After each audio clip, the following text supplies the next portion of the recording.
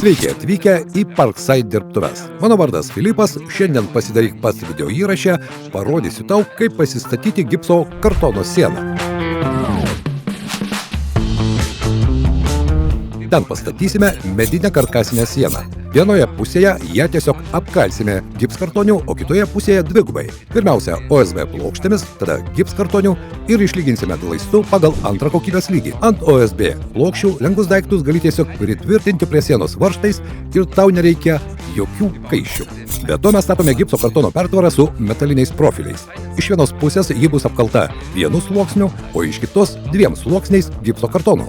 Dvigubas apkalimas suteikia daugiau stabilumo ir leidžia, naudojant tinkamus kaiščius, išlaikyti didesnes apkrovas. Paviršių glaistėme trečios kokybės lygių ir dažų purkštuvu padengėme vieną sluoksnį dažų.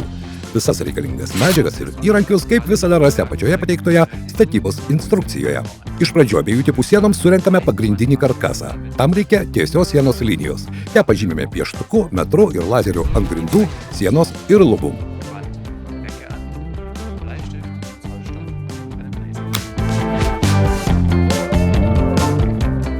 Jei vidurio linija tiksli, pradedame montuoti metalinius rėmus. Yra daug įvairių metalinių profilių, dažniausiai naudojami yra UV profiliai ir CV profiliai.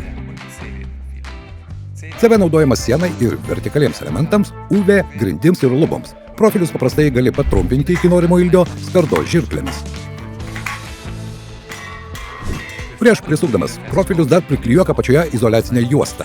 Jis skirta triukšmui sumažinti, po to prisuk profilius. Naudok tvirtinimus, kurie tinka tavo grindims, sienoms ir luboms.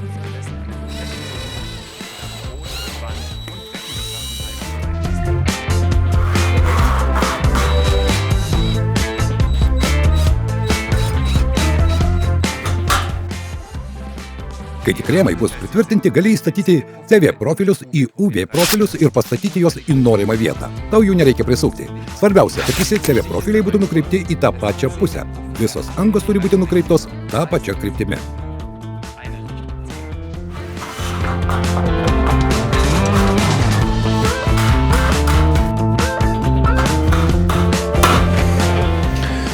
Kai visi elementai stovi vertikaliai, šis rėmas yra baigtas. Tada pereiname prie medinio karkaso. Mūsų sijos jau yra supjaustytos. Tos sijos, kurios liečiasi su kitomis konstrukcijos detalėmis, apačioje taip pat gauna izoliacinę juostą.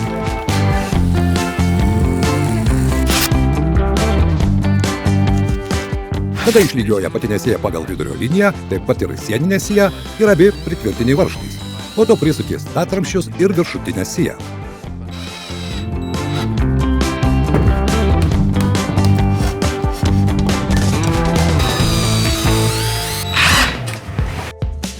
Taip užbaigtas ir antrasis rėmas. Toliau seks apkalimas. Plokštės tvirtinamos taip, kad šviesioji pusė būtų priekyje. Jas tiesiog prisuki prie rėmo. Kiekvienam stelažo tipui reikalingi specialūs varžtai. Metaliniam stelažui reikia smulkaus riegio varžto, o mediniam stambaus riegio varžto. Abu varžtų tipai yra padengti fosfatu. Tai reiškia, kad jie yra atsparūs korozijai, nes gipso kartono plokštės traukia drėgmę.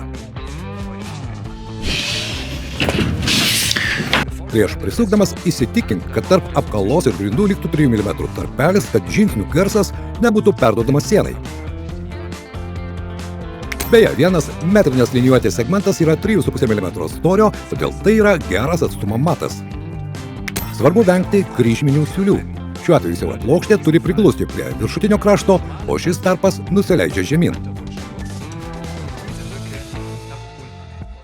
Gipso kartono plokštė pjaunama įpjaunant paviršių, po to plokštę galima lengvai perlaužti. Kiekvieną jungties briaunai reikia nuožulnumo, kad vėliau glaistas gerai priliptų. Šį nuožulnumą paprasčiausiai padarome peiliuku. Kai tik galinė pusė bus apkalta, galėsime apšiltinti atskirus laukus. Tam naudojame akmens vatą.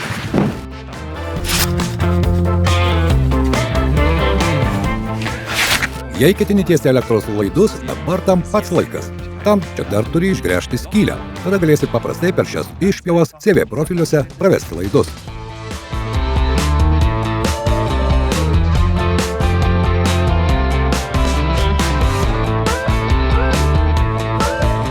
Po izoliacijos ši pusė gali būti apkalta taip pat kaip ir kita pusė. Taip pat palik maždaug 3 mm atstumą nuo sienos, kad ir čia garsas būtų atskirtas. Dabar pradedame glaistyti.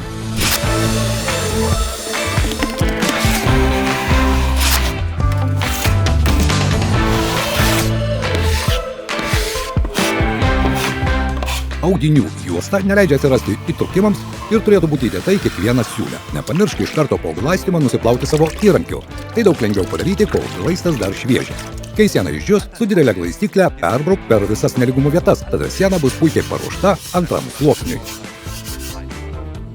Dabar pirmiausia pereikime prie OSB sienos. OSB plokštės tiesiog prisukamas prie karkaso. Šonai turi griovelį ir išsikišimą, kur trumpesnė griovelio pusė visada nukreipta į karkasą. Dabar žinoma, naudok stambaus sriegių varžtus, kad pritvirtintum plokštę. Nepamiršk palikti 3 mm tarpo nuo grindų.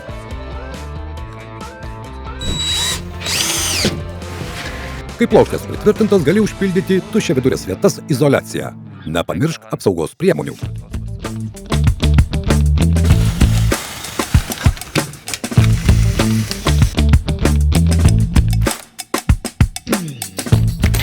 Jei nori pravesti laidus savo sienoje, dabar tam būtų puikiai proga. Reikėtų išpjauti angas medinėje konstrukcijoje, kad galėtum nutiesti laidus. Visas šias angas daryk viename aukštyje, kad vėliau, kai montuosi plokštes, žinotum, kur negalima įsukti varžto.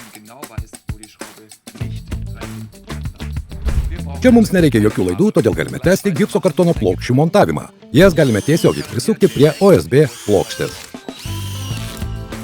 Metalo karkaso siena taip pat iš vienos pusės dengiama 2 sluoksniais. Antrąjį gipso kartono sluoksnį prisukame šiek tiek ilgesniais smulkių sriegių varžtais, sujungimus perstumdami taip, kad siūlės nesutaptų.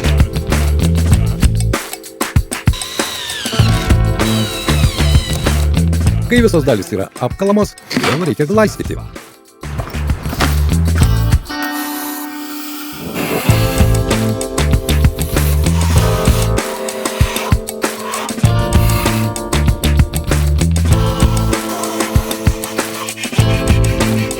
Glaistytų paviršių kokybės lygiai yra skirtingi. Nuo Q1 iki Q4. Q1 reiškia, kad paviršius buvo glaistytas ir šlifuotas vieną kartą, o Q4, kad viskas atlikta 4 kartus. Dažymai reikia bent jau Q2 lygio paviršiaus. Tai reiškia, dabar dar kartą šlifuosime ir glaistysime.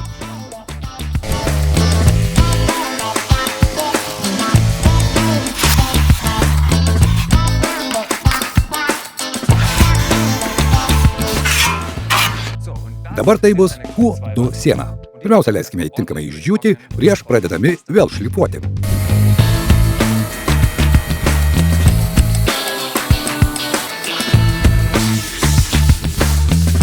Dabar ši siena turi antrą kokybės lygį. Tai reiškia, kad ją jau būtų galima, pavyzdžiui, tapetuoti. Tačiau šią sieną norėčiau dažyti, todėl norėčiau ją padaryti Q3 lygyje. Tai reiškia dar kartą glaistyti ir šlifuoti.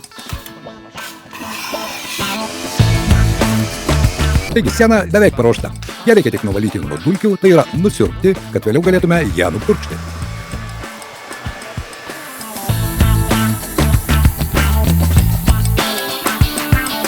Štai, mūsų demonstracinės sienos jau paruoštos.